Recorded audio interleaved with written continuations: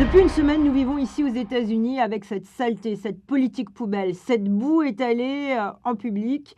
Et encore une fois, on peut se demander pourquoi la presse américaine, depuis un an, n'avait pas sorti plus tôt les révélations sur les agissements de Donald Trump par rapport aux femmes.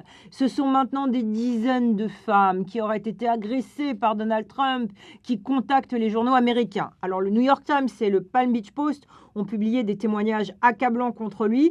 La stratégie de Donald Trump à cette heure, c'est le silence. Selon nos informations, personne ne sait d'ailleurs si Donald Trump ira la semaine prochaine au dernier débat télévisé prévu à Las Vegas. Donald Trump est furieux, les journaux continuent leurs révélations et la campagne Hillary Clinton en profite avec cette pub contre bien sûr Donald Trump. You described kissing women without consent. No, I didn't say that at all. I don't think you understood what was said. You know, I'm automatically attracted to beautiful. I just start kissing them. It's like a magnet. You just kiss.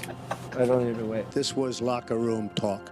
Grabbing their genitals. Grab them by the Locker room talk. And when you're a star, they let you do it. You can do anything. No, I didn't say that at all. I don't think you understood what was said. This was locker room talk.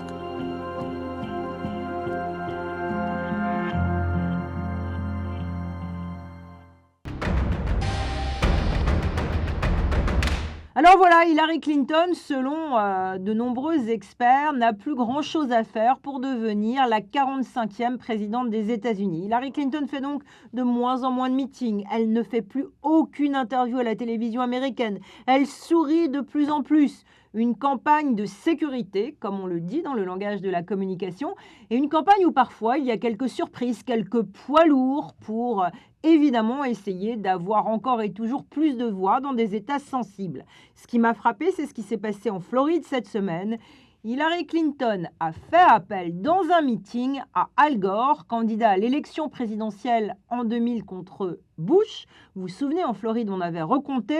À l'heure actuelle, Hillary Clinton et Donald Trump sont au coude à coude. Mais voilà, Al Gore est venu au secours dans cet état sensible d'Hillary Clinton. Regardez.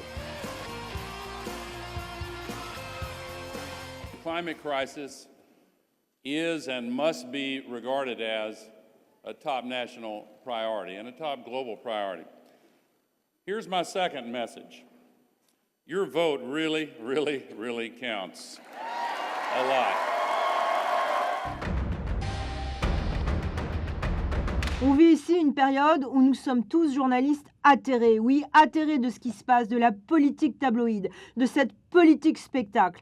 Alors le Washington Post, comme nous, n'en peut plus de voir le débat politique dominé par les agissements sexuels de Donald Trump. On ne voit que cela ici et on n'en peut plus, on craque. Le Washington Post a donc voulu rendre hommage au journalisme sérieux. Regardez l'histoire qu'ils ont publiée cette semaine.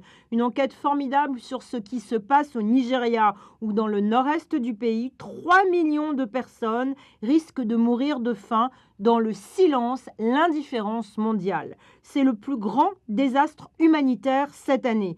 Chaque jour, des enfants meurent. La polio est revenue.